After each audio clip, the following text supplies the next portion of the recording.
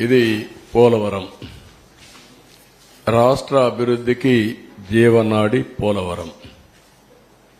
రాష్ట్రానికి రెండు ప్రధానమైనటువంటి ప్రాజెక్టులు, ఒకటి అమరావతి, ఒకటి పోలవరం. రెండు కూడా రెండు కళ్ళు లాంటివి. ఈ రెండు ప్రాజెక్టులు కానీ మనం పూర్తి చేసుకుంటే విభజనలో జరిగిన అన్యాయాన్ని కానీ మనం ఏ విధంగా నష్టపోయామో ఆ నష్టాన్ని పూడ్చుకునే అవకాశం ఉంటుంది. పోలవరం ప్రాజెక్టు కూడా విభజన చట్టంలో నేషనల్ ప్రాజెక్టు చేసి కేంద్రం నిధులు ఇవ్వడానికి ముందుకు వచ్చినటువంటి ప్రాజెక్టు ఇది.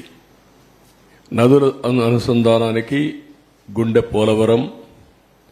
ఇటువంటి పోలవరానికి జగన్ ఒక శాపంగా మారాడు.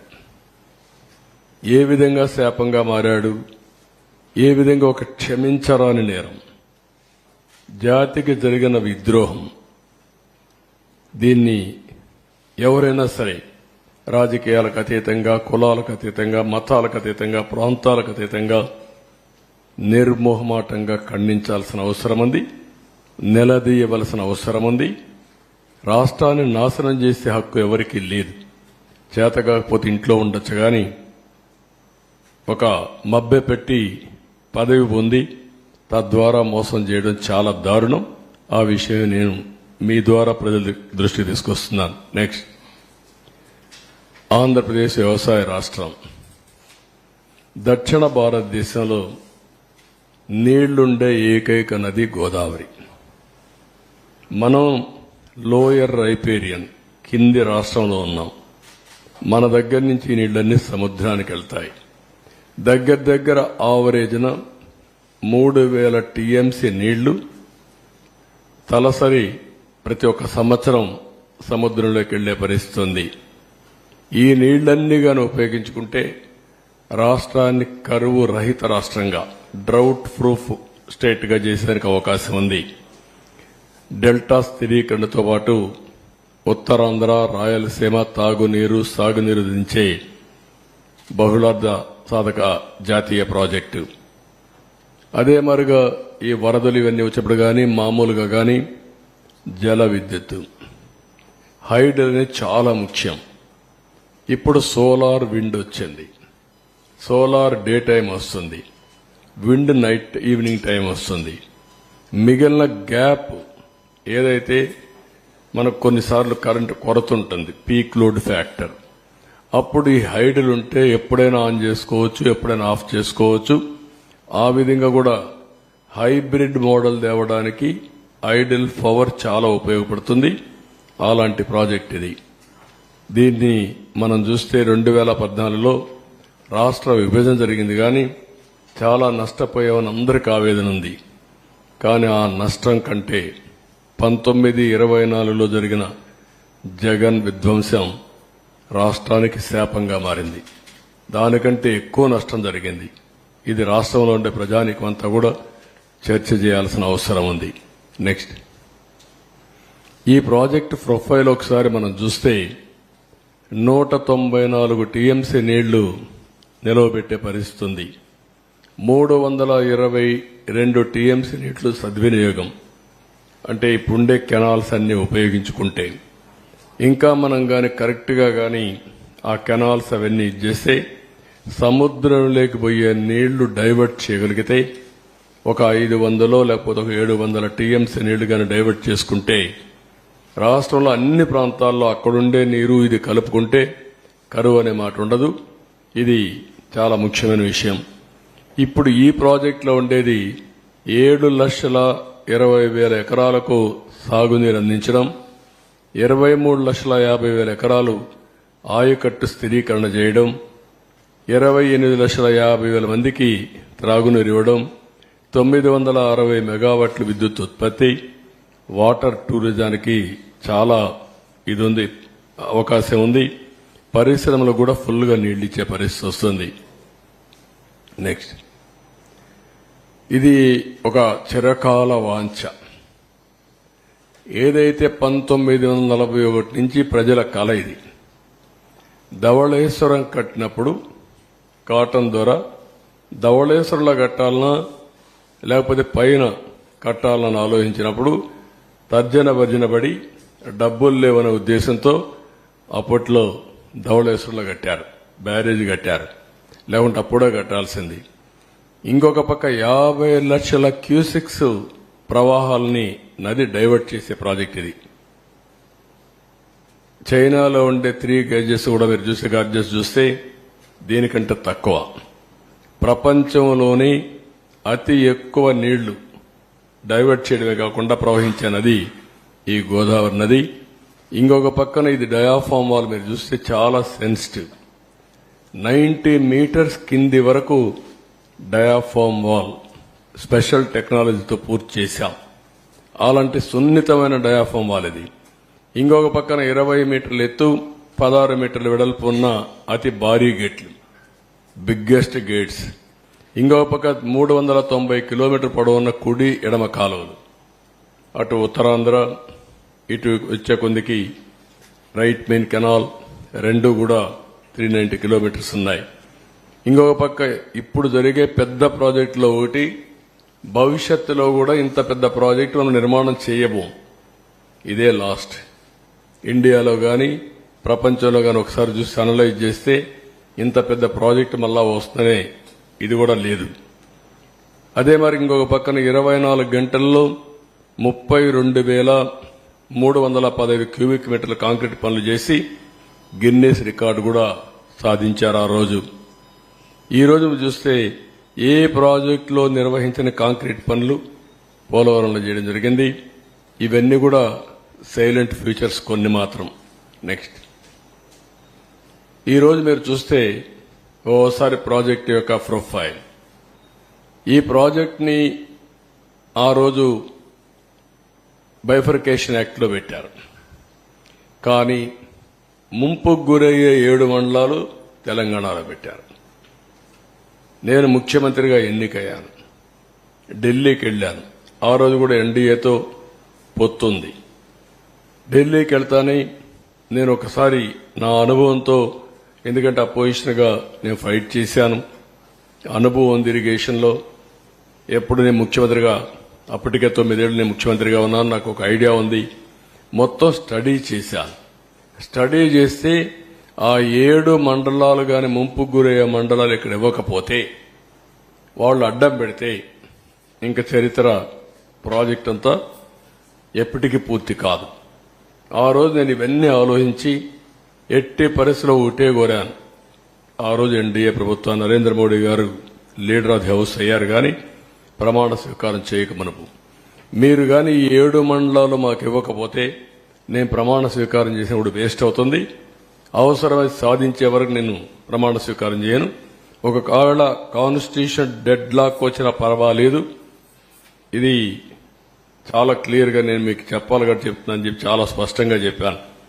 అప్పుడు వెంకయ్యనాయుడు, రాజ్నాథ్ సింగ్, ప్రధానమంత్రి మోడీ గారితో మాట్లాడి ఫస్ట్ టైం ఆర్డినెన్స్ ఇష్యూ చేసి ప్రెసిడెంట్ ఆఫ్ ఇండియాను మెప్పించారు ప్రణబ్ ముఖర్జీని.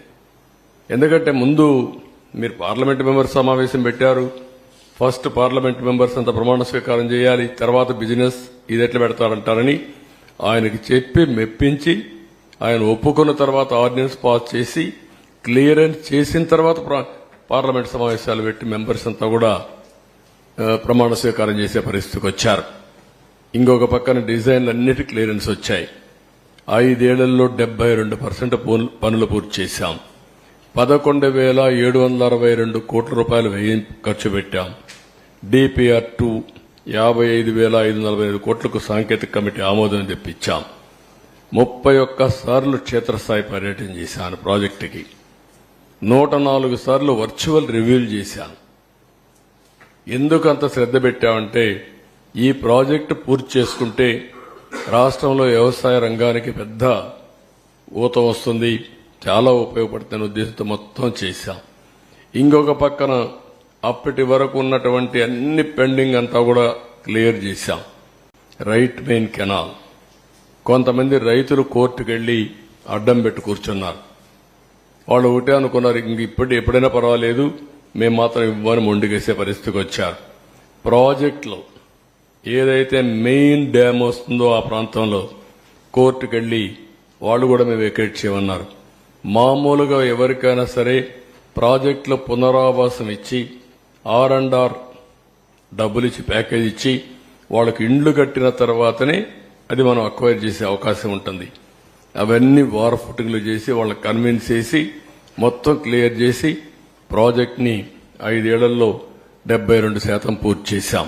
నెక్స్ట్ ఇక్కడ మీరు చూస్తే సివిల్ వర్క్స్ 71.93. వీళ్ళు వచ్చిన తర్వాత వీళ్ళు చేసింది less than 4%, 3.8 or 7, 75.77. PIP head works 65.6 అయితే 72.63. పిఐపి ఆర్ఎంసి 91.14 ఉంటే 92.75. ఎల్ఎంసి లెఫ్ట్ మెయిన్ కెనాల్ 70.99 ఉంటే 73.07. ల్యాండ్ అక్విజిషన్ అండ్ R&R 18.66 ఉంటే 22.55. మొత్తం 11,762.47 కోట్ల రూపాయలు ఖర్చు పెడితే 5 ఏళ్లలో 19 నుంచి వీళ్ళు వస్తానే 4,167 కోట్లు మాత్రం ఖర్చు పెట్టారు. నెక్స్ట్ ఇక్కడ ఏదైతే ఒక వ్యక్తి చేతగానితనం కావచ్చు, అహంభావం కావచ్చు, లేకుంటే అధికార దుర్వినియోగం కావచ్చు, ఏదైనా అనుకోవచ్చు, ఏ విధంగా చేశాడో మీరు చూస్తే ముఖ్యమంత్రిని వెంటనే స్టడీ చేయకుండా ప్రమాణ స్వీకారం చేసిన రోజునే పనులు నిలిపేశాడు. అది ఘోరాతి ఘోరం, చరిత్ర క్షమించరాని నేరం. ఒక వ్యక్తికి ఇంత అహం పనికిరాదు. ఇది ప్రజాధనం, వీళ్ళ సొంత డబ్బులు కాదు. ప్రాజెక్టులు ఏముంది, ఇది ఎన్ని నీళ్లు వస్తాయి, ఈ పనులు ఏ స్టేజ్లో ఉన్నాయి, ఇప్పుడు ఏం చేయాలని ఆలోచించకుండా కనీసం విజిట్ చేయకుండా ప్రమాణ స్వీకారం చేస్తానే పనులు నిలిపేశాడు. ప్రత్యామ్నాయ ఏర్పాట్లు చేయకుండా పనిచేసే ఏజెన్సీలు తీసేశాడు, కాంట్రాక్టర్లు తీసేశాడు, ఆఫీసర్లు తీసేశాడు. 19 జూన్ నుంచి 19 నవంబర్ వరకు ఏజెన్సీనే లేదు. 20 నుంచి 20 నవంబర్కి ఏజెన్సీ వచ్చింది. కాంట్రాక్ట్ పిలిచారు కానీ వాళ్ళు వర్క్ రిజ్యూమ్ చేసింది 20 నవంబర్, అంటే 2 సీజన్లు. ఎప్పుడు కూడా జూలై నుంచి వర్షాలు వస్తాయి, నవంబర్ వరకు వర్షాలుంటాయి. గోదావరి ఫుల్ స్వింగ్ లో వస్తుంది. ఓసారి 50 లక్షలు అంటే మాక్సిమం వస్తే 50 లక్షలు, 20, 30, 40 లక్షలు వచ్చే సందర్భాలు కూడా ఉన్నాయి. దీంతో మీరు చూస్తే ఇక్కడికి వచ్చినప్పుడు మొత్తం సమర్థులైన అనుభవం ఉన్న అధికారులందరినీ బదిలీ చేసేశారు ఏకపక్షంగా. 20 ఆగస్టులో వచ్చిన వరదల్లో డయాఫామ్ వాల్ దెబ్బతిందని హైదరాబాద్ ఐఐటి నిపుణులు రిపోర్ట్ ఇచ్చారు. కాఫర్ డ్యాం గ్యాపులు పూర్తిగా చేయకపోవడమే కారణం కూడా చాలా స్పష్టంగా చెప్పారు. డయాఫామ్ వాల్ దెబ్బతిన్న 2 ఏళ్ల తర్వాత తెలుసుకున్నటువంటి ఒక బ్లైండ్ గా, అంటే వీళ్ళు ఎక్కడ పడుకున్నారో ఏం చేశారో తెలియని పరిస్థితి 2 ఇయర్స్ తర్వాత మెలుకునే పరిస్థితికి వచ్చింది. మనం అందరికి కూడా డార్క్ లో ఉన్నాం, ఎవరికీ తెలియదు ఆ ప్రాజెక్ట్ ఏమైందని కూడా. అలాంటి పరిస్థితులు తీసుకొచ్చే పరిస్థితికి వచ్చారు. నెక్స్ట్ ఇక్కడ ప్రత్యామ్నాయం ఏర్పాట్లు చేయకుండా జీవోలన్నీ మీకు అందరికి ఇస్తాం, మీరు స్టడీ చేయండి. ఇప్పటికే స్టడీ చేశారు, అది స్టడీ చేసి ప్రాపర్ గా ప్రజలకు చెప్పే బాధ్యత మనందరిపైన ఉంది. నెక్స్ట్ ఇక్కడ మీరు చూస్తే ఆగస్టు 13న పీపీఏ మీటింగ్ జరిగింది, పోలవరం ప్రాజెక్ట్ అథారిటీ మీటింగ్. ప్రస్తుతం ఉన్న కాంట్రాక్టర్ పనితీరు సంతృప్తిగా ఉంది, మార్చాల్సిన అవసరం లేదు. 2009లో కాంట్రాక్టర్ మార్చడం వల్ల హెడ్ వర్క్స్ నిలిచిపోయాయి, ఇప్పుడు అదే పరిస్థితులు ఎత్తే ప్రమాదం ఉందని చెప్పారు. 2009లో మీరు ఒకసారి చరిత్ర గుర్తుపెట్టుకోవాల్సిన అవసరం ఉంది. అప్పుడు కూడా ఇదే మరియు స్వార్థంతో చేశారు. 2005, 2006 ఆ ప్రాంతంలో ఈ ప్రాజెక్టు ప్రారంభించారు. ప్రారంభిస్తే రాజశేఖర్ రెడ్డి ముఖ్యమంత్రిగా వర్క్స్ అవార్డు చేశాడు. అవార్డు చేసిన తర్వాత ఆయన కాంట్రాక్టర్లకు కావాలనే ఉద్దేశంతో ఆ కాంట్రాక్టర్ బలవంతంగా చేపించి ప్రీ క్లోజర్ చేసి వాళ్ళని పంపించేసి ఆయన బతుకున్నంత వరకు మళ్ళా టెండర్ పిలవలేకపోయాడు. ఆ డిలే 2014లో కిరణ్ కుమార్ రెడ్డి ముఖ్యమంత్రి అయిన తర్వాత ఒకసారి టెండర్ పిలిచారు 2009లో. ఎలక్షన్ అవుతానే పిలిచారు, కానీ అప్పుడు కూడా ఏం చేయలేకపోయారు. 14 వరకు వెళ్ళింది. 13, 14 ఆ ప్రాంతంలో కిరణ్ కుమార్ రెడ్డి ముఖ్యమంత్రిగా ఉన్నప్పుడు మళ్లీ ఈ టెండర్ పిలిచి ఏజెన్సీకి అప్పచెప్పే పరిస్థితికి వచ్చారు. అందుకే చాలా సున్నితమైన ప్రాజెక్ట్ అనే ఉద్దేశంతో, ఇది కేంద్ర ప్రభుత్వానికి సంబంధించిన ప్రాజెక్ట్ అనే ఉద్దేశంతో ఆ టెండరు ఎవరైతే కాంట్రాక్టర్ ఇబ్బందులున్నా ఎక్కడికక్కడ కన్విన్స్ చేసి ఆ పనులు చేసుకుంటూ వచ్చాం తప్ప ఏకపక్షంగా ఎక్కడికి వెళ్ళలేదు. ఈయన చేసింది ఏకపక్షంగా పోయి మొత్తం ఇది దెబ్బతినే పరిస్థితి వచ్చింది. ఈ విషయాలు చాలా స్పష్టంగా వాళ్ళు చెప్పారు. నెక్స్ట్, ఇంకొక పక్కన కొత్త కాంట్రాక్టర్ మార్చడం వల్ల 10 నెలలు పైగా పనుల్లో జాప్యం జరుగుతుంది. ఒకే పనిని 2 ఏజెన్సీలు ఆ పని నాణ్యతలో ఇబ్బంది వస్తే ఎవరు బాధ్యత వహిస్తారు? అందువల్ల కాంట్రాక్టర్లు మార్చవద్దు. పాత కాంట్రాక్టర్ ఎప్పుడు కూడా ఏ పని చేసినా గ్యారంటీ ఇవ్వాలి. ఆ గ్యారంటీ ఇన్ని సంవత్సరాలను ఇస్తారు. ఆ గ్యారంటీ ఇచ్చిన తర్వాత పాత కాంట్రాక్టర్ని మారిస్తే కొత్త కాంట్రాక్టర్ వస్తే ఇద్దరిలో ఏదైనా ఇబ్బందులు వస్తే ఎవరు రెస్పాన్సిబుల్? అకౌంటబిలిటీ ఎవరిది? జవాబుదారీతనం ఎవరు? అది ఫిక్స్ చేయలేము, కాబట్టి మీరు మార్చొద్దండి అని చాలా స్పష్టంగా చెప్పారు. అయినా కూడా వినకుండా మొండిగా ముందుకు పోయారు. నెక్స్ట్, ఇక్కడ కాంట్రాక్ట్ని మార్చడం, ముందు చూపు లేకపోవడం, సరైన సమయంలో పనులు చేయకపోవడం, చేసే పనుల్లో జాప్యం వంటి కారణాల వల్ల నిర్మాణంలో తీవ్రంగా జాప్యం జరుగుతుందని కావున ఏజెన్సీలు మార్చవద్దని మళ్లీ 16/8/19 చెప్పారు. ముందు లెటర్లు రాశారు, మళ్లీ వీళ్ళు ఇది కూడా చెప్పారు. ఇంకొక పక్కన మీరు చూస్తే గవర్నమెంట్ ఆఫ్ ఇండియా ఇది పీపీఏ చేసింది. ఇది secretary government of India chief ఇంజనీర్కి ఒక లెటర్ రాశాడు. ఇతను రాసింది హౌఎవర్ లెటర్ ఎలాబొరేట్గా ఉందో అంతా మొత్తం చదవడం లేదు. Please recall discussion during the 10th emergency meeting of the PPA held on 13th August 19, mainly to discuss the issues of pre-closure of present contracts of the Polavaram project and re-tendering of the balance works. Last lo enni cheptu, however, in the meanwhile, it is my humble advice to abandon the idea of pre-closure and re-tendering of the works in the best interest of the project, or at the least keep it the same in abeyance till a considered view is taken by Government of India in the matter. ఇంత స్పష్టంగా అంబుల్, చాలా అతను ఎంత అంబుల్ advice ఇది చెప్పితే ఇది కూడా లెక్క పెట్టుకోకుండా ప్రాజెక్ట్ని కాంట్రాక్ట్ని క్లోజ్ చేసి మేము క్లోజ్ చేశాం, మాకు అన్నీ తెలుసు అనే అజంతో ఇష్టానుసారంగా చేసి టెండర్ మార్చిన తర్వాత, ఏజెన్సీ మార్చిన తర్వాత దాన్ని యాక్సెప్ట్ చేయమని గవర్నమెంట్ ఆఫ్ ఇండియాకు పీపీఏకి పంపించే సాహసం చేశారు. నెక్స్ట్, దీనివల్ల పర్యవసానం చాలా క్లియర్గా నీతి ఆయోగ్ ఒక నిపుణుల కమిటీ వేసింది, ఐఐటి హైదరాబాద్. దాంట్లో పేజ్ నెంబర్ 38 మీరు ఒకసారి చదువుకోవచ్చు క్లియర్గా. ఇక్కడ చూస్తే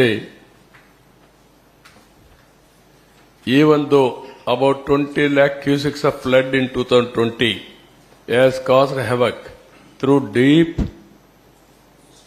scoring, length about 150 meters, level about -22 meters at 3 locations near to the ECRF dam, that is Kaffar Dam Gap 1 and Gap 2.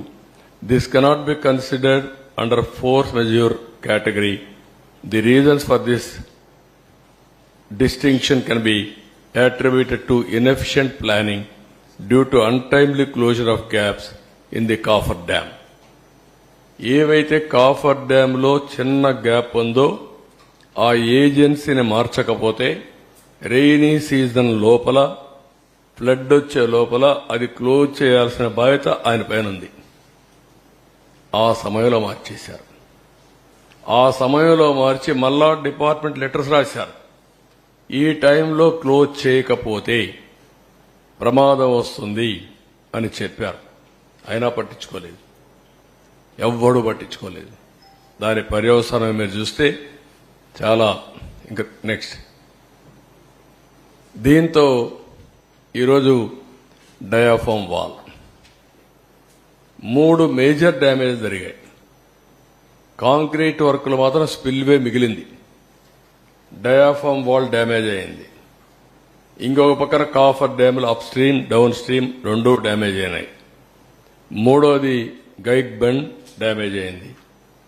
Gap 1 ఏదైతే ఉందో ఈసీఆర్ఎఫ్ డ్యామ్కి వచ్చేది, అది కూడా సగం 3/4 కొట్టుకోబోయే పరిస్థితికి వచ్చింది. ఇప్పుడు ఎంత డ్యామేజ్ జరిగిందంటే డయాఫామ్ వాల్ 2018లో 436 కోట్లకు పూర్తి చేశాం.